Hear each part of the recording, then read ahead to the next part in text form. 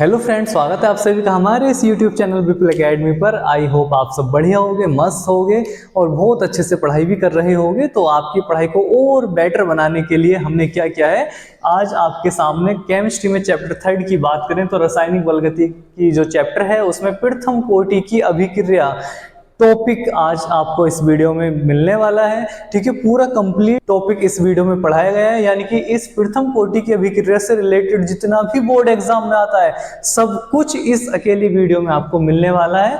तो वीडियो को एंड तक जरूर देखना है। ठीक है, क्या क्या होने वाला है, डेफिनेशन, एग्जाम्पल, ठीक है, डेरिवेशन, और डेरिवेशन भी दो मेथड से आपको बताया जाएगा। क्लियर है। और उसके बाद जो विशेष लक्षण होते हैं प्रथम कोटि अभिक्रिया के, जहां से हमारा अर्धायुकाल की परिभाषा मिलती है, एक टॉपिक है पूरा। ठीक है, यानी कि सब कुछ एक अकेली वीडियो में मिलने वाला है। तो वीडियो को एंड तक देखना ना भूलें।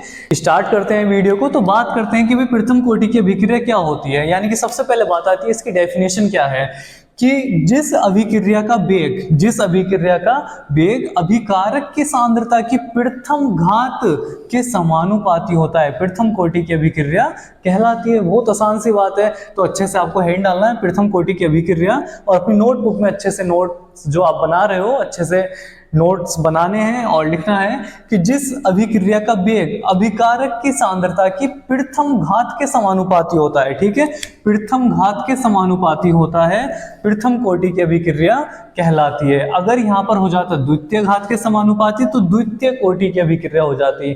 ध्यान रखना है बातों को, साथ साथ में समझना भी है।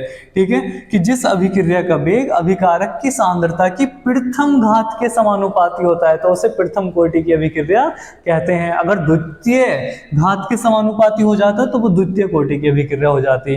क्लियर है बात, सही है। तो अच्छे से लिख लेना है कि जिस अभिक्रिया का वेग अभिकारक की सांद्रता की प्रथम घात के समानुपाती होता है प्रथम कोटि की अभिक्रिया कहलाती है। अगर बात करी जाए उदाहरण की, ठीक है, तो उदाहरण से समझिए इस बात को कि मान लिया कोई अभिक्रिया है, एक NH4NO2 अमोनियम नाइट्रेट हमने ले लिया, और इसे अगर देखा जाए तो पता चला यहां से नाइट्रोजन बनी N2 और +2H2O जल बना। कोई दिक्कत नहीं। पहले तो ये देखो ये बैलेंस है या नहीं, ये बैलेंस है। ठीक है, N के दो हैं H2O, ठीक है, सब बैलेंस है। अगर अभिक्रिया वेग नियम से अभिक्रिया का वेग निकाला जाए तो अभिक्रिया का वेग क्या आएगा, यहाँ से वो आएगा वेग स्थिरांक होता है एक, और जो अभिकारक है NH4NO2, ठीक है, उसे ले लेंगे, और इसके आगे कुछ नहीं है तो 1 है, तो इसकी जो घात है सांद्रता के पदों में वो घातांक कितना आ जाएगा, 1 आ जाएगा। तो यहाँ से भैया कोटि कितनी आ जाएगी, तो अभिक्रिया की कोटि आ जाएगी, ये जो घातांक है यानी कि कितनी आ गई, 1 आ गई। और 1 से पता चला कि ये क्या है, ये प्रथम कोटि अभिक्रिया का उदाहरण है। सही है, ये क्या है, प्रथम कोटि अभिक्रिया है भाई। क्लियर है इतनी बात। तो ये आपको अच्छे से लिख लेना है, डेफिनेशन लिख लेनी है, फिर इसका उदाहरण लिख लेना है। सही है, अच्छे से नोट अपने जो आप बना रहे हो उसमें अपने अच्छे से नोट कर लेना है बातों को। अब बात करते हैं, ठीक है, बहुत आसान सी बातें पता ही है आपको, कोई दिक्कत वाली बात इसमें है नहीं ऐसी। अब बात करते हैं इसकी डेरिवेशन की। सो ये प्रथम कोटि अभिक्रिया के लिए वेग स्थिरांक का व्यंजक भी उत्पन्न कीजिए। अब वो बोर्ड एग्जाम में 2 तरह से पूछ लेता है आपसे। ठीक है, तो दोनों मेथड आपको बताने वाला हूं मैं। 2 इक्वेशनें बनती हैं, A/A-x और वो CA0/CA वाली। तो जो 2 इक्वेशनें वो आपसे पूछेगा, मान लिया एग्जाम में तुम तैयार करके गए हो A/A-x आ गई सांद्रता वाली, तो कैसे करोगे। ठीक है, तो इसलिए दोनों मेथड पता होने जरूरी है, और बिल्कुल सुपर डुपर मोस्ट है एग्जाम के लिए आपके लिए। प्रथम कोटि अभिक्रिया, शून्य कोटि अभिक्रिया, शून्य कोटि अभिक्रिया का जो पूरा डेरिवेशन है, पूरा टॉपिक है, लास्ट वीडियो में बताया गया है, देख सकते हैं आप डिस्क्रिप्शन से जाकर। ठीक है, और जो प्रथम कोटि की अभिक्रिया 2 में से एक 110% बोर्ड एग्जाम में जरूर आती है, तो ध्यान रखना है। शून्य कोटि अभिक्रिया का पूरा डेरिवेशन है, पूरी वीडियो, फुल वीडियो, जितना कुछ आता है सब बताया गया है, और ऐसी प्रथम कोटि अभिक्रिया के लिए सब बताने वाला हूं। तो इतना लिखने के बाद, ठीक है, इसका अच्छे से लिख लेना है, स्क्रीनशॉट वगैरह ले लेना है। अब बात करते हैं इसके डेरिवेशन की, कि भाई इसमें प्रथम कोटि अभिक्रिया के लिए वेग स्थिरांक का व्यंजक कैसे प्राप्त किया जाएगा। सही है, तो देखिए बस समझते रहना है बातों को, बाकी कोई काम आपको नहीं करना। तो अगर बात करें वेग स्थिरांक के व्यंजक की, वेग स्थिरांक का व्यंजक, कि भैया प्रथम कोटि अभिक्रिया के लिए वेग स्थिरांक का व्यंजक, तो देखिए ये क्या होता है। तो सबसे पहला काम क्या है कि हम एक अभिक्रिया मानेंगे, और उस अभिक्रिया में क्या मानेंगे कि माना प्रथम कोटि की कोई अभिक्रिया है, कि कोई अभिक्रिया है जिसमें अभिकारक, ठीक है, एक दो लाइन लिख देते हैं, जिसमें अभिकारक की प्रारंभिक सांद्रता, ठीक है, प्रारंभिक सांद्रता या मात्रा A मोल प्रति लीटर है, ठीक है। ये आपको एक लाइन लिख देनी है कि माना कोई प्रथम कोटि की अभिक्रिया है जिसमें अभिकारक की प्रारंभिक सांद्रता स्मॉल a मोल प्रति लीटर है, ठीक है। अब क्या काम करना है, अब वही काम जो आप करते आए हो। सबसे पहले क्या करना है, एक अभिक्रिया आपको लेनी है, ठीक है। इतना आपको स्पष्ट दिख रहा है या नहीं दिख रहा, ठीक है, बढ़िया चल रहा है, चलो बढ़िया है। थोड़ा सा स्क्रीन नीचे कर लेते हैं, बढ़िया, बिल्कुल ठीक है, अब बढ़िया हो गया होगा, सही है। तो अब देखिए सबसे पहला काम क्या है कि A कोई अभिकारक है और इससे कुछ उत्पाद बनता है। यहां तक आप लिखते ही हो आराम से, कोई दिक्कत नहीं होती है कि माना अभिक्रिया, कि माना, ठीक है, ऊपर लिखा हुआ है ना कि माना एक प्रथम कोटि की अभिक्रिया है, तो मान लिया वो अभिक्रिया ये है कि एक कोई अभिकारक है जिससे कुछ उत्पाद बनता है। क्लियर इतनी बात। अगर t बराबर 0 की बात करें, t बराबर 0, t बराबर 0 का मतलब है अभिक्रिया स्टार्ट नहीं हुई है, तो अभिकारक तो होगा लेकिन भैया उत्पाद नहीं होगा। क्लियर। अगर बात करें अभिक्रिया स्टार्ट हो जाती है, t बराबर t यानी कि अभिक्रिया प्रारंभ हो जाती है, तो वही मान लिया x उत्पाद बन गया, तो ये कहां से आया, ये इसमें से ही तो आया, ये a माइनस एक्स हो जाएगा। क्लियर बात, ठीक है। मान लिया 100 ग्राम अभिकारक था, 100 ग्राम में से 20 ग्राम उत्पाद बन जाता है, तो 20 ग्राम जो बना उत्पाद, तो ये कहां से आया, ये अभिकारक में से तो आया उस 100 ग्राम में से, तो अब ये कितना बच गया, 100 माइनस 20 यानी कि 80, वही लिखा हुआ है a माइनस एक्स। क्लियर। अब इसके बाद अगर हम देखें सांद्रता को, तो भैया जो सांद्रता होगी प्रारंभिक मात्रा में, वो मान लिया हमने CA0 होगी, ठीक है, CA0, और बाद में मान लिया सांद्रता कितनी हो गई अभिकारक की, वो हो जाती है हमारी खाली CA, जो बड़ा ब्रैकेट है यही सांद्रता को बता देता है। क्लियर, यहां तक कोई दिक्कत नहीं। अब देखिए अब क्या करना है, सही है, इतना तो आपको लिखना ही लिखना है कि माना एक प्रथम कोटि की अभिक्रिया है कोई जिसमें अभिकारक की सांद्रता स्मॉल a मोल प्रति लीटर है और बाद में t समय बाद a माइनस एक्स हो जाती है, सही है। इसके द्वारा सब चीजें समझा दी गई हैं। अब अगर बात की जाए प्रथम कोटि अभिक्रिया के लिए, ठीक है, प्रथम कोटि की ही बात चल रही है, तो प्रथम कोटि की अभिक्रिया, प्रथम कोटि की अभिक्रिया के लिए वेग नियम से, के लिए वेग नियम से, और वेग नियम में क्या कहा गया है कि भैया जो अभिक्रिया का वेग होगा, ठीक है, जो अभिक्रिया का वेग होगा वो क्या होगा कि अभिक्रिया का जो वेग होगा dx अपॉन dt होगा, और वो किसके समानुपाती होगा, जो अभिकारक है उसके समानुपाती होगा, अभिकारक की मात्रा या सांद्रता के समानुपाती होगा, ये द्रव्यानुपातिक क्रिया नियम कहता है। क्लियर है यहाँ तक। अब बात चलिए प्रथम कोटि अभिक्रिया की, तो यहाँ पर क्या आ जाएगा, प्रथम यानी कि फर्स्ट आ जाएगा। तो अब इस समानुपाती के चिन्ह को हटाने के लिए कुछ ना कुछ कांस्टेंट आएगा, नियतांक आएगा। अब वो क्या आएगा, देखिए dx upon dt equal to K क्या है, वेग स्थिरांक होता है, और यहाँ है a माइनस एक्स। क्लियर है यहाँ तक, ठीक है, दिख रहा है नहीं दिख रहा, बढ़िया दिख रहा है, ठीक है। अब उसके बाद क्या करना है, अब भी जो x वाले पद हैं उन्हें एक साथ लिख लो, तो ये कितना हो जाएगा dx upon a minus X equal to K into D T. यहाँ तक कोई समस्या नहीं, कोई परेशानी नहीं, बहुत आसान है, ठीक है। यानी कि एक्स एक्स वालों को एक तरफ कर लिया, बाकी सब एक तरफ कर दिया, सही है। थोड़ा सा और स्पष्ट दिख जाएगा, इसे लिख लेते हैं D X upon A minus X equal to K into D T हो जाएगा, ठीक है। तो D X upon A minus X हो गया हमारा, और उधर हो गया के इंटू डी टी। अब क्या किया जाए, तो देखिए अब क्या करना है, क्या करेंगे, समाकलन करने पर यहां तक तो रहेगा ही रहेगा, ठीक है। उसके बाद का प्रोसेस आपका चल रहा है, समाकलन करने पर देखिए ध्यान से, समाकलन करने पर भाई क्या होगा, अगर समाकलन करें इसका तो क्या होगा, तो समाकलन करने पर भैया क्या होगा कि dx upon a minus x ऐसे लिख देंगे, और उधर हमारा जो k है वो बाहर आ जाएगा और अंदर बचेगा dt। ठीक है, अब समाकलन आपको आता है तो बहुत अच्छी बात है, नहीं आता तो भी अच्छी बात है। ठीक है देखिए यहाँ पर ये क्या हो रहा है, a माइनस एक्स का 1 अपॉन a माइनस एक्स से लिखा हुआ और dx के सापेक्ष समाकलन है, तो यानी कि ये लिखा हुआ है आपके सामने 1 अपॉन एक्स की फॉर्म है, और ये किसके सापेक्ष है, dx के सापेक्ष है, तो dx है और नीचे है a माइनस एक्स, तो ये इस कंडीशन में क्या बन जाता है भैया, log x बन जाता है। ठीक, तो इसका समाकलन खुलेगा तो ये हो जाएगा log बेस में e a माइनस एक्स, इतना हो जाएगा। ठीक है, लेकिन ये जो a माइनस एक्स है तो a का हो जाएगा 0 और माइनस एक्स का हो जाता है माइनस के 1, तो माइनस यहाँ कर देगा गुणा, माइनस 1 की गुणा हो जाएगी। ठीक है, माइनस एक्स का हो गया माइनस 1 और ये बन गया पूरा log a minus X equal to K, और dt का हो जाएगा भैया t और प्लस में आ जाएगा c क्या है, एक अचर राशि होती है। ठीक है, इस बात को ध्यान रखना कि dx अपॉन एक्स लिखा हुआ है कहीं तो log x होता है। क्लियर है, अगर आपको समाकलन आता है तो बिल्कुल कोई दिक्कत आई नहीं होगी, अगर नहीं आता तो बस इतना ध्यान रखो कि ये जो है लिखा हुआ, अगर इसका समाकलन करेंगे तो ये log में आ जाएगा a माइनस एक्स और माइनस के x का हो जाएगा माइनस के 1। क्लियर, इधर k का k ऐसे ही रहा, dt का हो जाएगा t और प्लस में आ जाएगा c।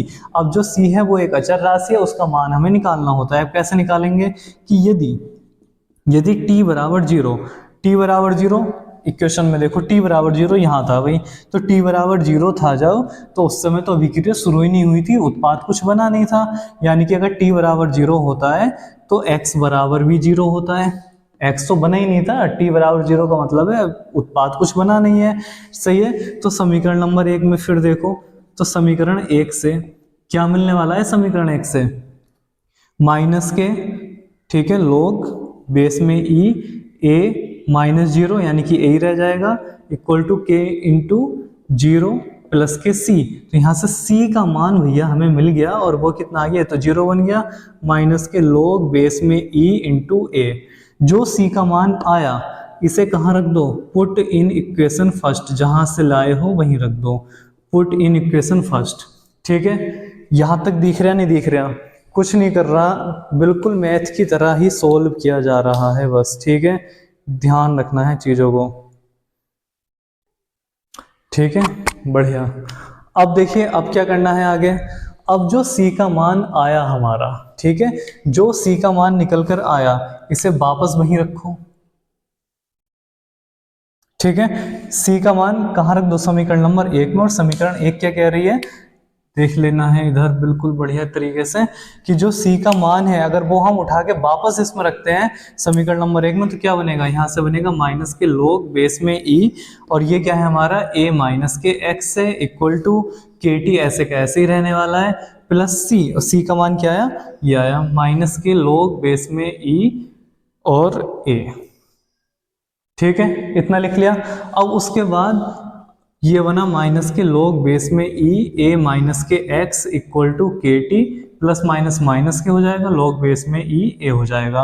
अब log वालों को एक साइड कर लेते हैं, तो ये इधर आएगा तो क्या बन जाएगा भैया, प्लस में बन जाएगा, तो ये हो जाएगा log बेस में e a माइनस, ये वाला अपनी जगह ऐसे का ऐसे ही है, log बेस में e a minus x equal to बन गया k इंटू टी। क्लियर है यहाँ तक। ठीक, अब क्या करना है, ये हो गया log m माइनस के log n, तो इसे हम क्या लिख सकते हैं, log बेस में e a upon a minus x लिख सकते हैं, और ये किसके बराबर हो गया, के टी के। ठीक है, कैसे हो गया कि चूंकि log m अपॉन n होता है तो उसे हम लिख देते हैं log m माइनस के log n। ठीक है, तो वही है log m माइनस के log n है, तो अगर इसे एक साथ लिखना है तो हम क्या करेंगे कि log m अपॉन n कर देंगे, यानी कि a upon a minus X हो जाएगा। इसे सही से लिखें तो क्या हो जाएगा, K T equal to log base में e a upon a minus X हो जाएगा। क्लियर है। अब हमें निकालना क्या है, यहाँ से हमें निकालना है इस k का वेग स्थिरांक का मान। सही है, तो k बराबर कितना हो जाएगा भैया, 1 अपॉन टी log बेस में e a upon a minus X हो जाता है। अब ये log e चल रहा है, log e में मान नहीं होते, मान होते हैं log tan में, तो log e को log tan में बदलो। कैसे बदलोगे, 2.303 से गुणा कर दो। ठीक है, टी अपनी जगह ऐसे कैसे ही है, और log e का बन जाएगा log 10 और a upon a minus X हो जाएगा। क्लियर? यानी कि log e को log 10 में बदलने के लिए क्या करना है, 2.303 से गुणा करनी है, और यहां से जो इक्वेशन बनी, ठीक है, जो ये समीकरण नंबर ए बनी, ये क्या बन गई, ये आ गया प्रथम कोटि अभिक्रिया के लिए वेग स्थिरांक का व्यंजक। ठीक है, तो क्वेश्चन आपसे क्या पूछता है, कुछ था नहीं, मैथ की तरह आराम से प्यार के साथ सॉल्व करते रहो, अपने आप रिजल्ट आएगा। सही है, यानी कि वेग स्थिरांक का मात्रक हमें निकालना था, तो वेग स्थिरांक का मात्रक निकालने के लिए हमने क्या करा, सबसे पहले एक समीकरण ली कि भैया सबसे पहले समझना है कि क्वेश्चन कैसा आता है।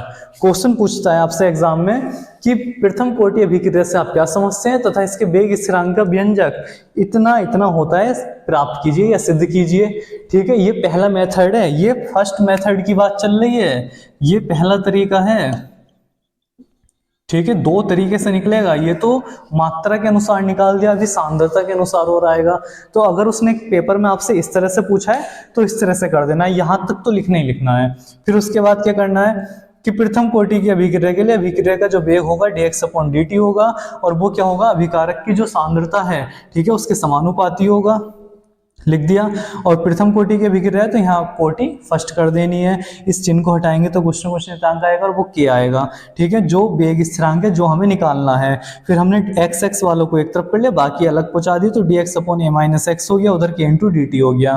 फिर समाकलन करा तो इसका समाकलन भैया क्या बनेगा, 1 अपॉन एक्स का समाकलन क्या होता है, log x होता है, तो log a माइनस एक्स आ गया, और माइनस एक्स का फिर अपकलन होता है। ठीक है, तो a का हो गया 0 और माइनस एक्स का हो गया माइनस के 1। ठीक, तो -1 गुणा करेगा बराबर के, और dt का हो जाएगा t प्लस के c। ठीक है, यानी कि d फॉर्म को यहां से हटा दिया। फिर बात आई कि भाई c का मान कहां से निकले, तो हमने अगर t को 0 करा, t को 0 करने का मतलब है कि अभिक्रिया शुरू नहीं हुई है, तो x भी हमारा क्या होगा, उस समय पर होगा ही नहीं, x भी 0 होगा। ठीक, तो समीकरण 1 में अगर देखें तो अगर इसका मान 0 हो जाएगा, इसका मान 0 हो जाएगा, तो c का मान निकल जाएगा, और c का मान निकल कर क्या आएगा, माइनस के log बेस में e a आ जाएगा। ठीक, जो निकल के आया वापस इसमें रखो। ठीक, वापस इसमें रखा तो माइनस के log e a आ गया, प्लस माइनस की गुणा हुई तो माइनस बन गया। अब लोग वालों को एक तरफ कर लिया तो log a इधर आया तो प्लस में हो गया, ये ऐसे कैसे ही रहा, kt हो गया। ठीक है, log बेस में e, अब ये log m माइनस के log n दिखाई दे रहा है, तो इसे लिख सकते हैं log m बटे n। ठीक है, तो m बटे n की फॉर्म में लिख दिया, फिर इसे घुमा के लिख दिया, और k का मान 1 upon t log e upon a minus x आ गया। अगर हमें log e को log 10 में चेंज करना है तो 2.303 से गुणा कर देते हैं, तो k इक्वल टू हो जाएगा 2.303 upon t log 10 a upon a minus x. Clear? ठीक है, समीकरण नंबर ए इसलिए डाल दिया क्योंकि पहली समीकरण बनी है, पहली समीकरण आई है अभी ये। सही है, तो इतना अच्छे से आपको बिल्कुल बढ़िया करके अपनी नोटबुक में लिख लेना है, स्क्रीनशॉट वगैरह ले लेना है, छाप लेना है, बिल्कुल बढ़िया करके दिमाग में अपने। ठीक है, बिल्कुल बढ़िया। क्लियर है यहां तक? अब बात करी जाए कि भाई फर्स्ट मेथड तो हो गया, अगर उसने ये ना पूछकर वो सांद्रता के पदों में पूछ ले तो कैसे करेंगे भाई अब हम? ठीक है, तो उसके लिए भी कोई दिक्कत नहीं है, उसके लिए भी कोई दिक्कत नहीं है। ठीक है, मैं इसे पूरा साफ करता हूं, दोबारा समझाता हूं बढ़िया करके। ठीक है, यानी कि इतना आपको अच्छे से नोट कर लेना है। अब उसके बाद देखते हैं कि सेकंड मेथड क्या है अगर वो सांद्रता के हिसाब से पूछ ले तो। ठीक, बस अच्छे से नोट करते रहो, अच्छे से चीजों को समझते रहो, यही आपका काम है। और एक काम और है, वीडियो को जल्दी से लाइक कर दीजिए, अपने दोस्तों को ज़्यादा से ज़्यादा शेयर कीजिए, और जो बेचारे नए बच्चे हैं, ठीक है, वो चैनल को सब्सक्राइब करना ना भूलें, और बस मेहनत करते रहें बढ़िया करके। ठीक है, मेरे साथ बस मेहनत करते रहें, डटे रहें, बिल्कुल बढ़िया रिजल्ट आने वाला है। ठीक है, बिल्कुल मेहनत करते रहो, जी जान लगा के, रिजल्ट छोड़ दो, बढ़िया ही आएगा। ठीक है, जब मेहनत बढ़िया करोगे तो रिजल्ट भी बढ़िया ही आएगा। सही है, बस मेहनत करते रहो, जितना बताया जा रहा है उतना पढ़ते रहो, याद करते रहो। ठीक है, मस्त रहोगे। जो ऑफलाइन वाले बच्चे हैं, जो ऑफलाइन बैच में पढ़ते हैं, तो उनसे बस इतना ही कहना है कि अपनी नोटबुक लेकर ही अपना रिवीजन करें। ठीक है, चीज़ों को समझते रहें बढ़िया करके, और एक रफ कॉपी लें अपनी और दोबारा करते रहें। ठीक है, प्रैक्टिस, जितना अभ्यास करोगे चीज़ों को उतना बढ़िया होते चले जाएंगे। ये मत सोचो कि हमारा तो हो रहा है फिर भी करो। ठीक है, तो उससे क्या होगा, तुम्हारी स्किल डेवलपमेंट, ठीक है, यानी कि बहुत अच्छे से तुम करोगे और बढ़िया करके अभ्यास में आ जाएंगी चीजें, ठीक है, भूलोगे नहीं, फिर बढ़िया करके तैयार होते रहेंगे सब। तो देखिए अगर बात करें सेकंड मेथड की, अब बात आई है सेकंड मेथड की, ठीक है। सबसे पहला काम क्या है, काम वही है जो आपको करना है कि माना अभिक्रिया, माना अभिक्रिया, ठीक है, माना अभिक्रिया ए कोई अभिकारक है और उससे कुछ उत्पाद हमारा बनता है, ठीक है। सांद्रता के पदों में वेग स्थिरांक निकाल रहे हैं इस बार हम। तो अगर हमने माना कि t बराबर 0 है, t बराबर 0 का मतलब अभिक्रिया स्टार्ट नहीं हुई है, तो अभिकारक तो होगा लेकिन उत्पाद कुछ नहीं होगा। और वो लाइनें भी लिख लेनी है कि माना प्रथम कोटि की अभिक्रिया है जिसमें अभिकारक की प्रारंभिक सांद्रता स्मॉल a मोल प्रति लीटर है, ठीक है। अगर अभिक्रिया स्टार्ट हो जाती है t समय के लिए तो पता चला उत्पाद कुछ बन जाता है, तो वो कहाँ से बना होगा, अभिकारक में से ही तो कम हुआ होगा, तो a माइनस एक्स हो जाता है। अगर बात करें सांद्रता की, ठीक है, अगर बात करें सांद्रता की तो प्रारंभिक सांद्रता मान ली इस बार हमने कितनी है, CA0 है, और बाद में सांद्रता कितनी हो गई है भैया, CA हो गई है। क्लियर है इतनी बातें, ठीक है। यहां तक किसी को कोई दिक्कत नहीं आती है, बिल्कुल अच्छे से नोट कर लेना है सेकंड मेथड डालकर, और दोनों मेथड आपको आने जरूरी हैं, ठीक है, जरूरी नहीं बहुत जरूरी है, बिना इनके काम चलेगा नहीं, दोनों आने जरूरी हैं, ठीक है। क्योंकि आपको नहीं पता, मुझे नहीं पता कि बोर्ड एग्जाम में वो कौन से मेथड को पूछने वाला है, ठीक है। उसने अगर इक्वेशन दे दी और तुम करके चले गए दूसरी तैयार तो फंस जाओगे, सही है। तो इसलिए दोनों तरीकों का पता होना बिल्कुल जरूरी है, बहुत जरूरी है। तो एंड तक बस देखते रहना है, डटे रहना है बस मेरे साथ, सही है। बस मेहनत करते रहो थोड़ी सी, थोड़ा सा संघर्ष है, बाद में मजे ही मजे हैं। तो देखो इधर क्या होने वाला है कि अगर बात करी जाए अभिक्रिया के वेग की, ठीक है, थोड़ा सही से लिखते हैं वैसे ही कि प्रथम कोटि अभिक्रिया के लिए, प्रथम कोटि अभिक्रिया के लिए, कि प्रथम कोटि की अभिक्रिया की बात चल रही है और प्रथम कोटि की अभिक्रिया के लिए अभिक्रिया का वेग, तो अभिक्रिया का वेग कितना होता है, अभिक्रिया का वेग, तो द्रव्यानुपाती क्रिया नियम कहता है कि भैया जो अभिक्रिया का वेग होगा वो अभिकारकों की सांद्रता के समानुपाती होगा। ये हो जाएगा dCA/dt प्रोपोर्शनल CA, ठीक है, कि जो अभिक्रिया का वेग है सांद्रता के पदों में वो किसके समानुपाती हो जाएगा, जो अभिकारक की सांद्रता है उसके समानुपाती हो जाएगा, ठीक है। यहाँ लिया था हमने, पहले लिया था यहाँ a माइनस एक्स, ठीक है, तो यहाँ पर हमने क्या ले लिया, CA ले लिया और अभिकारक की सांद्रता के समानुपाती ले लिया। अब प्रथम कोटि की अभिक्रिया है तो इसकी घात क्या ले लेंगे हम, 1 ले लेंगे। अब इस समानुपाती को हटाने के लिए क्या आएगा, कुछ ना कुछ नियतांक आएगा, और वो नियतांक क्या होगा भैया, वो नियतांक होगा K और ये हो जाएगा CA। क्लियर है इतनी बात। अब क्या किया जाए, अब CA वालों को एक तरफ करो, यानी कि dCA अपॉन क्या हो जाएगा, CA equal to K into dt, फिर वही बात यानी कि dx अपॉन x वाली फॉर्म आ गई है, ठीक है। अब एक बात का ध्यान रखना है, यहाँ पर माइनस लेना है, ठीक है, माइनस ध्यान करो, अभिक्रिया के वेग नियम में बताया गया है कि माइनस क्यों आता है, क्योंकि अभिकारक की सांद्रता में हमेशा कमी होती है, ठीक, और अभिक्रिया के जो उत्पाद होता है अभिक्रिया में उसमें सदैव सांद्रता में वृद्धि पाई जाती है, ठीक है। तो ये CA क्या है, अभिकारक है, तो अभिकारक की सांद्रता में हमेशा कमी आएगी, इसकी वजह से यहाँ पर माइनस आता है। क्लियर है इतनी बात। अगर बात करें अब समाकलन की, ठीक है, कि समाकलन करने पर दिख रहा है बढ़िया, देखिए समाकलन करने पर, तो अगर समाकलन की बात करी जाए तो समाकलन करने पर क्या होगा, ध्यान से देखना है बस, बाकी कुछ नहीं करना आपको। समाकलन करने पर क्या हो जाएगा, ये क्या हो जाएगा भैया, माइनस बाहर आ जाएगा और ये हो जाएगा dCA upon CA equal to K और ये हो जाएगा dt। क्लियर है यहाँ तक, दिख रहा नहीं दिख रहा, बढ़िया बढ़िया, ठीक है। तो यहाँ पर क्या हो जाएगा, ये वही फॉर्म आ गई आपकी 1 अपॉन एक्स इंटू ऊपर है dx, ये dx है नीचे x है, तो क्या बनेगा, माइनस का माइनस ऐसे रहा, ये बन जाएगा log बेस में e, और ये क्या बन गया भैया, ये बन गया आपका x, x का मतलब CA इक्वल टू K और dt का बन गया t प्लस क्या आ गया C, ठीक, और ये बन गई आपकी समीकरण नंबर फर्स्ट, ठीक है, कि माइनस के log बेस में e CA equal to KT plus के C, सही है, बिल्कुल बढ़िया दिख रहा है। अब क्या करना है, वही काम करना है, इसका C का मान निकालना है। कैसे निकलेगा कि यदि यदि t बराबर जीरो, t बराबर जीरो का मतलब अभिक्रिया स्टार्ट नहीं हुई है, तो सांद्रता कितनी होगी भैया, ठीक है। तो उस समय Ca का मान कितना रहा होगा, तो सांद्रता जब अभिक्रिया शुरू नहीं हुई है तो Ca का मान कितना रहा है, ये रहा है Ca नोट, ठीक है, Ca नोट रहा है इसका मान।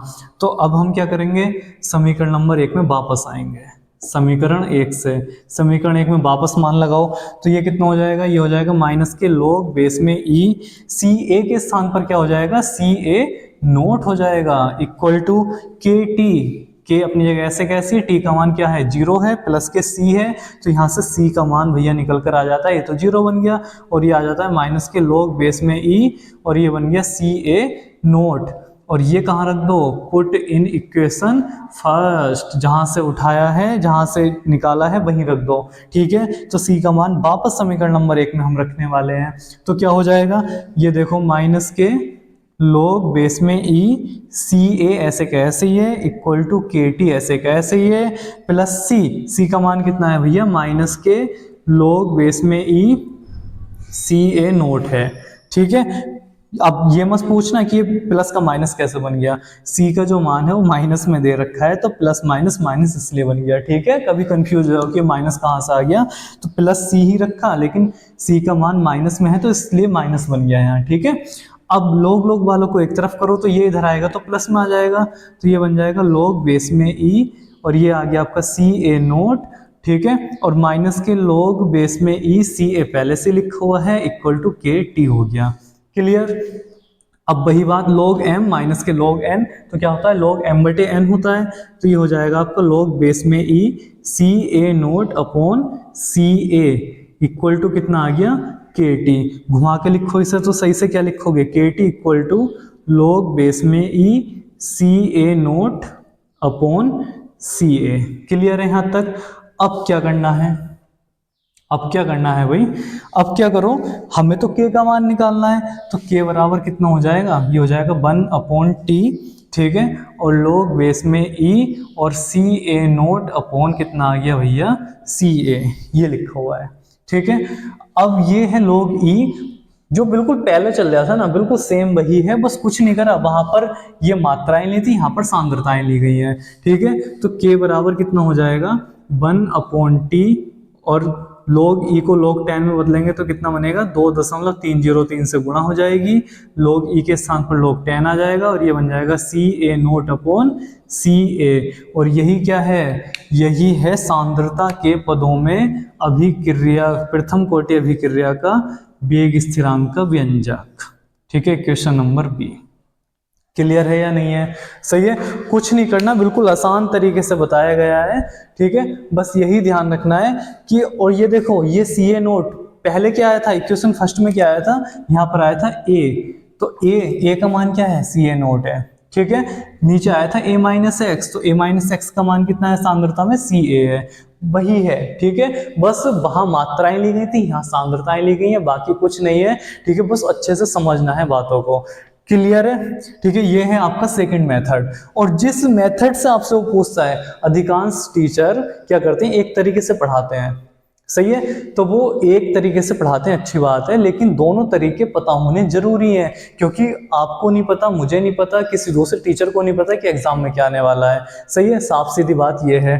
तो अगर उसने एग्जाम में पूछ लिया, ये इक्वेशन लिख कर दे दी कि प्रथम कोटि अभिक्रिया से आप क्या समझते हैं, तो इसका वेग स्थिरांक इतना होता है, सिद्ध कीजिए, तो बच्चे ने निकाल रखा है a upon a minus x से, तो इससे क्या वो घंटा निकालेगा, कैसे निकालेगा, नहीं निकालेगा ना, ठीक है। तो ये पता होना जरूरी है, इसलिए ध्यान रखना है बातों को कि अगर a upon a minus x आए तो पहले वाले मेथड को अप्लाई कर दो, अगर आ जाए Ca नोट अपॉन Ca यानी कि सांद्रता वाला मेथड आ जाए तो इसे अप्लाई कर दो, और कुछ नहीं है, दोनों सेम है, ठीक है। जबरदस्ती का भ्रम है कि ये भारी है वो हल्का है, दोनों सेम है, कुछ नहीं है, ठीक है। बस यहाँ पहली लाइन का थोड़ा ध्यान रखना है, ठीक है।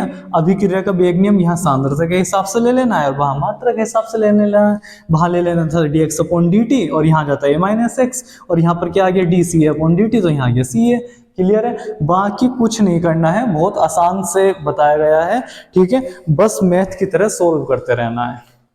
क्लियर है? अच्छे से इसे नोट कर लेना है अपनी नोटबुक वगैरह में, स्क्रीनशॉट वगैरह ले लो, ठीक है। अब बात करते हैं इसके कुछ इंपॉर्टेंट पॉइंट बनते हैं, ठीक है, विशेष लक्षण बोलते हैं जिन्हें, और जहां से मजा आ जाएगा आपको। सही है, तो पहली क्वेश्चन तो ये बनी, इतना नोट कर लेना है बढ़िया करके, वीडियो को पॉज करो या स्क्रीनशॉट वगैरह लो, ठीक है, इतना नोट कर लेना है। अब बात करते हैं आगे, ठीक है। ये आपका प्रथम कोटि अभिक्रिया के वेग स्थिरांक का व्यंजक खत्म, ठीक है। दो मेथड से करा दे, जिससे आपको आसान लगे वो तैयार कर लेना, और मेरे हिसाब से आपको दोनों ही तैयार करने हैं, ठीक है। कुछ भी पूछ सकता है एग्जाम में भाई, ठीक है, ऐसा नहीं है कि कोई तुमसे पूछ के पेपर बना रहा है या मुझसे पूछ कर बना रहा है, तो दोनों तैयार करने जरूरी हैं, दोनों क्वेश्चन मोस्ट है, ठीक है। अब बात करते हैं कि इसके विशेष गुण, विशेष लक्षण क्या बनते हैं, ठीक है। काफी मोस्ट पॉइंट बनते हैं यहाँ से भी, बस ध्यान से समझते रहो, सुनते रहो, ठीक है, बस इतना काम करना है आपको। तो अगर बात करी जाए प्रथम कोटि अभिक्रिया के विशेष लक्षणों की, तो विशेष लक्षणों में क्या क्या आता है भाई, यहां से पॉइंट बनते हैं आपके, ठीक है। विशेष लक्षण जितना भी वीडियो में कराया जा रहा है कुछ भी एक्स्ट्रा नहीं है, सब मोस्ट है, आया हुआ है, सब बोर्ड में आता ही है, ठीक है, बस अच्छे से समझते रहो बातों को। पहले पॉइंट की अगर बात करें तो भैया जो प्रथम कोटि की अभिक्रिया है वो दो समीकरणों का पालन करती है, ये कहता है पहला लक्षण कि प्रथम कोटि अभिक्रिया या प्रथम कोटि की अभिक्रिया दो समीकरणों का पालन करती है, ठीक है। और वो दो समीकरणें कौन कौन सी हैं, अभी आई थी कि k बराबर कितना होता है 2.303 अपॉन टी log बेस में 10 होता है, और a upon a minus x होता है। क्लियर है?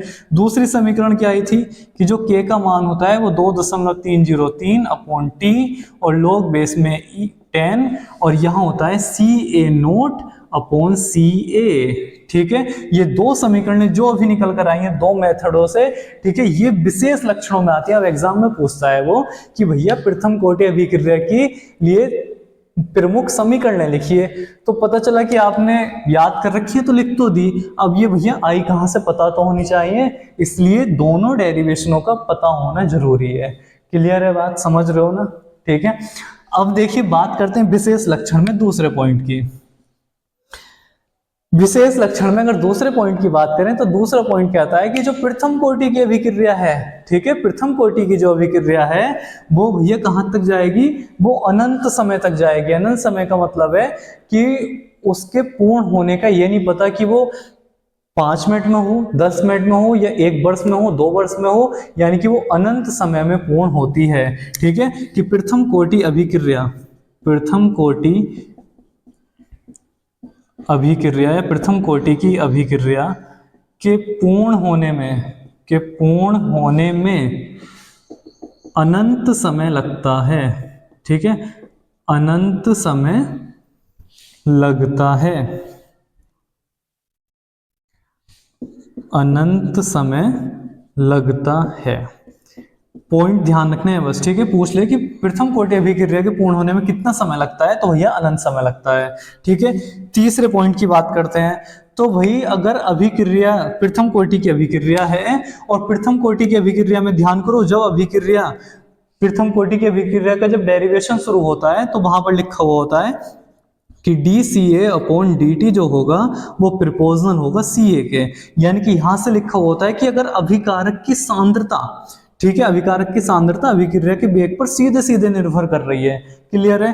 तो इसका मतलब है कि अगर सांद्रता n गुनी बढ़ा दी जाए, ठीक है, कि अभिकारक की सांद्रता n गुना बढ़ा दें, n गुना बढ़ा दें, तो क्या होगा, तो भैया अभिक्रिया का वेग भी n गुना बढ़ जाएगा, n गुना बढ़ जाएगा। समझे बात या नहीं? ठीक है, इस पॉइंट से पता चलता है जो सबसे स्टार्टिंग का पॉइंट है, ठीक है। यहां से क्या पता चलता है, जहां से ये लिया गया था कि अभिक्रिया का जो वेग है वो अभिकारक की सांद्रता की जो प्रथम घात है उसके समानुपाती होता है, थ्योरी में ही बताया गया है, उस थ्योरी को ही यहां से स्टार्ट किया जाता है, ठीक है, डेरिवेशन को उस थ्योरी के द्वारा ही, अभिक्रिया वेग नियम से। तो यहाँ पर साफ साफ है कि अगर अभिक्रिया का जो वेग है वो किस पर डिपेंड कर रहा है, वो अभिकारक की सांद्रता पर निर्भर कर रहा है। तो अगर अभिकारक की सांद्रता को n गुना बढ़ा दें, n गुने का मतलब है 1 गुना, 2 गुना, 4 गुना, 10, 20, 1000, तो जितने गुना सांद्रता बढ़ाई जाएगी उतने गुना ही अभिक्रिया का वेग बढ़ जाएगा। क्लियर है? ठीक है, यही लिखा हुआ है कि यदि सांद्रता को हम n गुना बढ़ा दें तो भैया अभिक्रिया का वेग भी n गुना बढ़ जाएगा। क्लियर है? 3 पॉइंट आपके बढ़िया हो गए। अब बात आती है चौथे पॉइंट की, और जो मोस्ट पॉइंट हैं, और सारे ही मोस्ट हैं वैसे तो, ठीक है, लेकिन ये चौथा कुछ स्पेशल ही है। ठीक है, इतना आपको अच्छे से नोट कर लेना है, बिल्कुल बढ़िया करके। अब देखिए चौथे पॉइंट में मोस्ट क्यों बताया जा रहा है। वो पूछता है आपसे कि प्रथम कोटि अभिक्रिया के लिए, प्रथम कोटि अभिक्रिया के लिए, कि भैया प्रथम कोटि अभिक्रिया के लिए वेग, अभिक्रिया का वेग, प्रथम कोटि अभिक्रिया के लिए अभिक्रिया का वेग, अभिक्रिया का वेग इकाई, इकाई का मतलब मात्रक से होता है यहाँ पर। ठीक है, और अभिक्रिया का वेग स्थिरांक, ठीक है, ये पूछे जाते हैं। वेग स्थिरांक का मात्रक या इकाई, वही बात, या इकाई। ठीक है, अब बताओ भाई कौन बताएगा कि भाई प्रथम कोटि अभिक्रिया की बात चल रही है और प्रथम कोटि अभिक्रिया के लिए वो पूछ रहा है कि अभिक्रिया की इकाई बताओ, इकाई का मतलब मात्रक बताओ, या फिर वेग स्थिरांक का मात्रक बताओ। तो प्रथम कोटि अभिक्रिया, प्रथम कोटि अभिक्रिया हो या शून्य कोटि अभिक्रिया हो या नॉर्मल अभिक्रिया का वेग हो, तो अभिक्रिया का वेग हमेशा क्या होता है, वेग का मात्रक या इकाई हमेशा क्या होता है कि mole litre inverse second inverse. ठीक है, ध्यान रखना हमेशा क्या रहेगा, अभिक्रिया के वेग स्थिरांक का जो मात्रक या इकाई रहने वाली है वो mole litre inverse second inverse. लेकिन अगर प्रथम कोटि अभिक्रिया के लिए वेग स्थिरांक की इकाई पूछी जाए तो अब वो ये नहीं रहने वाली, शून्य कोटि में तो सेम थी। ठीक है, लेकिन वेग स्थिरांक की प्रथम कोटि अभिक्रिया के लिए जो मात्रक या इकाई बनेगा वो भैया यहाँ देखो, यहाँ देखो, ये जो समीकरण आई थी दो, ठीक है, ये वेग स्थिरांक और ये एक संख्या है, और ये क्या है, ये अभिकारक की प्रारंभिक सांद्रता है, ये अभिकारक की बाद की सांद्रता है। तो सांद्रता का मात्रक मोल प्रति लीटर, यहाँ भी मोल प्रति लीटर, कैंसिल, खत्म। ठीक है, लोग यानी कि ये वाला पूरा पद मात्रक में खत्म, और ये क्या है, संख्या है, तो क्या बचा, वेग स्थिरांक का मात्रक क्या बचा, ये बचा 1/सेकंड, 1/t, 1/t का मतलब 1/सेकंड, और 1/सेकंड का मतलब क्या है, प्रति सेकंड। ठीक है, प्रति सेकंड, या क्या मतलब है इसका, सेकंड इनवर्स। ठीक है, सेकंड इनवर्स। क्लियर है बात? ये पूछा जाता है आपसे बोर्ड एग्जाम में, सबसे ज्यादा 1 नंबर में ये पूछा जाता है। ठीक है, बिल्कुल पक्का कर लेना है बोर्ड एग्जाम के लिए 1 नंबर। इनमें से एक तरह से आपको लिखा हुआ मिल जाएगा। वो पूछता है कि प्रथम कोटि अभिक्रिया के लिए, प्रथम कोटि अभिक्रिया के लिए वेग स्थिरांक है, ठीक है, वेग स्थिरांक की इकाई है या वेग स्थिरांक का मात्रक है, तो उनमें से क्या मिल जाएगा, प्रति सेकंड मिल जाएगा, या सेकंड इनवर्स, या सेकंड इनवर्स, या 1/सेकंड, एक ही बात है, कैसे भी लिख के दे दे। क्लियर है? ठीक है, कहां से आया, इन समीकरणों से।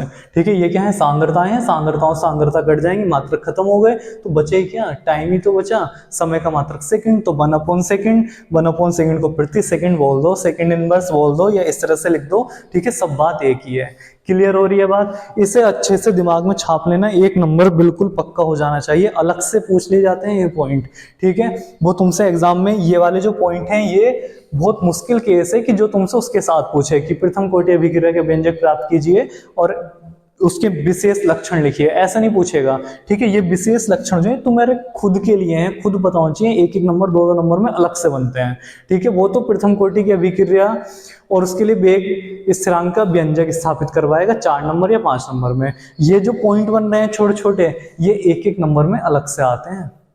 ठीक है, विकल्पों में आ जाए या 1 नंबर में अति लघु में आ जाए, उस तरह से पॉइंट बनते हैं। ध्यान रखना इस चीज को। ठीक है, ऐसा नहीं कि डेरिवेशन के बाद कुछ पूछा नहीं और तुम जबरदस्ती लिख के आ रहे हो, ऐसा भी नहीं करना है। बस ये ध्यान रखना है, 1-1 पॉइंट में 1-1 नंबर में बनते हैं यहाँ से।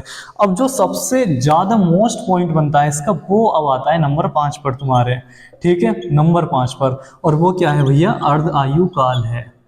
अर्ध आयु काल, ये क्या है भाई, ठीक है, प्रथम कोटि अभिक्रिया का अर्धायुकाल।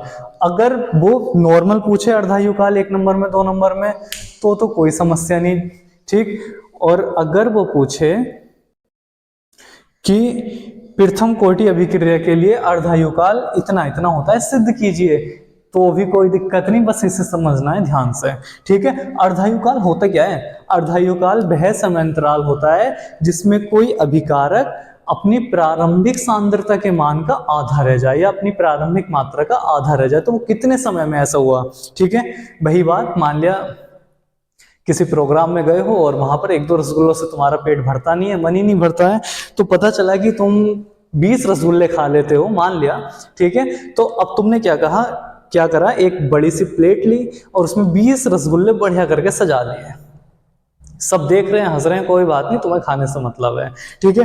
20 रसगुल्ले उस प्लेट में रखे हुए हैं। अब 20 में से 10 रसगुल्ले तुम जल्दी जल्दी खा गए कि अरे यार सब देख रहे हैं, हंस रहे हैं, मजाक बना रहे हैं, ठीक है। तो तुमने 10 रसगुल्ले बहुत स्पीड से खा लिए। तो कितने हो गए? 20 में से 10 खा लिए तो आधे खा लिए, ठीक है। यही है अर्धायुकाल, कि कोई पदार्थ प्रारंभिक मात्रा का आधा कितने समय में रह जाए, वो अर्धायुकाल है, ठीक है। यानी कि 20 रसगुल्लों में से 10 रसगुल्ले तुम खा गए, तो वो 10 रसगुल्ले कितने समय में खा गए, वो अर्धायुकाल था तुम्हारा, ठीक है। और एक बात और ध्यान रखना, अभिक्रिया का वेग स्टार्टिंग में ज्यादा होगा, जब सांद्रता ज्यादा है, मात्रा ज्यादा है, तो अभिक्रिया का वेग भी ज्यादा है। यानी कि तुमने शुरू के 10 रसगुल्ले बहुत स्पीड से खाए, लेकिन बाद के जो 10 हैं, अब पेट भी भर चुका होगा, मन भी भर चुका होगा और सब देख भी रहे होंगे, ठीक है। तो अब वो बाद के जो रसगुल्ले हैं वो उतनी स्पीड से तुम खा नहीं पाओगे, क्योंकि पेट भी भर चुका है, मन भी भर चुका है। यानी कि अभिक्रिया का वेग, सांद्रता कम होने की वजह से वेग भी कम हो जाता है, सीधे सीधे समानुपाती है, प्रोपोर्शनल है, ठीक है। इसलिए तो अर्धायुकाल क्या है कि वह समय अंतराल, लिखना है अच्छे से, कि वह समय अंतराल जिसमें कोई अभिकारक पदार्थ की सांद्रता या मात्रा अपनी प्रारंभिक मात्रा की आधी रह जाए, वह अर्धायुकाल कहलाता है, ठीक है। कि वह समय अंतराल जिसमें कोई पदार्थ अपनी प्रारंभिक मात्रा का आधा रह जाए, उस समय अंतराल को अर्धायुकाल कहते हैं, ठीक। तो अर्धायुकाल का मतलब अगर टी बराबर भैया टी हाफ कर लिया जाए, टी बराबर टी हाफ कर लें, तो हमारा जो a माइनस एक्स है वो कितना हो गया होगा, a/2 ही तो हो गया होगा। देखो कैसे, हमने क्या लिखा था कि a से कुछ उत्पाद बन रहा है, ठीक है। ध्यान करो जल्दी से फटाफट, t बराबर 0 था तो यहाँ a था, उत्पाद कुछ बना नहीं था, अगर अभिक्रिया शुरू हो गई थी तो यहाँ कुछ बन गया था और ये हो गया था a माइनस एक्स, ठीक। अब बात चलिए अर्धायुकाल की। अर्धायुकाल का मतलब है कि जो समय है वो अर्धायुकाल है। टी बराबर क्या है, टी बराबर टी हाफ है। तो टी हाफ का मतलब कि ये वाला जो पदार्थ है कितना रह गया होगा, आधा रह गया होगा। तो a माइनस एक्स की जगह क्या आ जाएगा, a माइनस एक्स की जगह a/2 आ जाएगा, ठीक है। तो इधर भी आधा है और उत्पाद भी हमारा आधा बना होगा, यानी x का मान भी a/2 होगा। क्लियर है। तो अर्धायुकाल वह समय अंतराल होता है जिसमें कोई पदार्थ अपनी प्रारंभिक मात्रा का आधा रह जाता है, ठीक है। क्लियर है बात यहाँ से। तो वही हमने यही करा कि टाइम कितना कर दिया, टी हाफ यानी अर्धायुकाल के बराबर कर दिया। तो पदार्थ कितना रह गया, a माइनस एक्स कितना हो गया, a/2, प्रारंभिक मात्रा का आधा रह गया, ठीक है। 20 रसगुल्ले थे, 20 में से 10 रह गए, तो 20/2 ही तो लिखोगे उसे, 20/2 लिख दिया, ठीक है। अब क्या होना है, समझ में आ गया होगा अच्छे से, ठीक है। और बिल्कुल अच्छे से नोट करना है इस अर्धायुकाल को, मोस्ट पॉइंट है, अलग से 2 नंबर में। अब देखो यहां से समीकरण नंबर 1 को उठा लेते हैं कि चूंकि प्रथम कोटि अभिक्रिया के लिए होता क्या है भाई, कि चूंकि प्रथम कोटि अभिक्रिया, प्रथम कोटि की अभिक्रिया से, प्रथम कोटि की अभिक्रिया से क्या होता है कि जो k का मान है वो होता है 2.303/t, और t के स्थान पर हमारे पास क्या है, t हाफ है, log बेस में e, और a/a माइनस एक्स के स्थान पर क्या है, ठीक है। बताओ a माइनस एक्स के स्थान पर क्या है, a माइनस एक्स के स्थान पर है a/2, ठीक है। तो ये k बराबर कितना हो गया, तो k बराबर यहां से आ गया भैया 2.303/t हाफ, और ये बन गया log बेस में e। अब a से a कैंसिल हो गया होगा, 1/2 ऊपर पहुंचेगा तो 2/1 बनेगा, यानी कि log 2 बना। और log 2 का मान कितना होता है, log 2 का मान बताओ भाई, log 2 का मान होता है 0.3010, ठीक है। और यहाँ e नहीं होता, यहाँ होता है 10, ठीक है, गलती मत कर लेना, ये है log 10 में वैल्यू होती है हमेशा, ठीक है। अगर इसकी और इसकी गुणा करें तो ये भैया आती है 0.693 अपॉन टी हाफ, और यही तुमसे सिद्ध करवाता है एग्जाम में, ठीक है। बहुत चालाक है एग्जामिनर कि भैया व्यंजक तो सब याद करके ला रहे हो, कुछ नया लेकर आओ, ठीक है। तो वो पूछता है कि प्रथम कोटि अभिक्रिया से आप क्या समझते हैं, या प्रथम कोटि की अभिक्रिया के अर्ध आयु काल से आप क्या समझते हैं, तथा के बराबर इतना होता है सिद्ध कीजिए, ठीक है। तो कैसे करना है, ऐसे करना है, और इसमें ठीक है जो भी दो लाइनें यहां पर समझाई थी उन्हें भी ऐड कर देना, ठीक है, उन्हें भी ऐड कर देना, ध्यान रखना इस बात को, ठीक है, और स्पष्ट हो जाएगी बात। तो यहाँ से हमारा वेग स्थिरांक और अर्धायुकाल में संबंध आ जाता है, और वो कितना आता है 0.693 अपॉन टी हाफ का आता है। क्लियर है बात, ठीक है, कुछ नहीं करना था, इस अभिक्रिया का इस्तेमाल किया, इस समीकरण का इस्तेमाल किया यहाँ पर, और यहाँ पर कितना हो गया, टी के स्थान पर टी हाफ हो गया, log 10 ऐसे कैसे रहा, ए ऐसे कैसे रहा, बाद में मात्रा कितनी हो गई है, a माइनस एक्स के स्थान पर a/2 रख दिया, ठीक है, a से a कट गया, log 2 का मान होता है 0.3010, ठीक है। इसकी और इसकी गुणा करेंगे तो 0.693 बन जाता है। क्लियर है यहाँ तक, ठीक है। इसे बोलते हैं वेग स्थिरांक और अर्धायुकाल में संबंध, ठीक है, कि इसे हम क्या बोल देते हैं, वेग स्थिरांक के और अर्धायुकाल टी हाफ में संबंध, ठीक है। अगर वो कह दे कि अर्ध आयुकाल और वेग स्थिरांक में संबंध स्थापित कीजिए तो ऐसे कर देना है, और वेग स्थिरांक में संबंध है, ठीक है, कि ये भैया अर्धायुकाल और वेग स्थिरांक में संबंध है। क्लियर हो रही है इतनी बातें, ठीक है। तो आज आपने इस वीडियो से क्या क्या सीखा, देखो जितना भी बोर्ड में आता है सब कुछ सीख लिया। प्रथम कोटि अभिक्रिया से थ्योरिकल जितना भी पूछा जाता है सब कुछ तुम्हारे सामने हो चुका है, ठीक है। क्या प्रथम कोटि की अभिक्रिया की परिभाषा पता होनी चाहिए, उसका उदाहरण पता होना चाहिए, डेरिवेशनों को दो तरीके से बताया गया है वो पता होना चाहिए आपको, ठीक है। फिर उसके बाद विशेष लक्षणों में, ठीक है, दोनों इक्वेशन जो बनकर आई थी डेरिवेशनों से वो इसलिए मोस्ट थी क्योंकि पता होनी चाहिए, ठीक है, दोनों तरह से। फिर ये पॉइंट बने कुछ, और चौथे पॉइंट में बताया गया है कि वेग स्थिरांक का भैया जो मात्रक है या इकाई है वो कितना होता है, सेकंड इनवर्स या प्रति सेकंड होता है, कहीं से भी निकाल लो, ठीक है। फिर उसके बाद अर्धायुकाल, प्रथम कोटि अभिक्रिया का अर्धायुकाल कितना होता है, तो ये होता है, सही है। तो कुल मिलाकर जितना कुछ भी यहाँ से आपसे वो प्रथम कोटि अभिक्रिया से पूछ सकता है सब तुम्हारे सामने है। तो वीडियो को जल्दी से लाइक कर दीजिए, अपने साथियों को ज़्यादा ज़्यादा शेयर कीजिए, और जो नए बच्चे हैं चैनल को सब्सक्राइब करना ना भूलें। जल्दी मिलते हैं नई वीडियो में नए टॉपिक के साथ, तब तक अपना ख्याल रखें, बढ़िया बिल्कुल मस्त तरीके से पढ़ाई करते रहें, मस्त रहें, ठीक है, मौज मस्ती के साथ रहो, बस पढ़ाई करते रहो, ठीक है। तो जल्दी मिलते हैं नई वीडियो में, थैंक यू सो मच।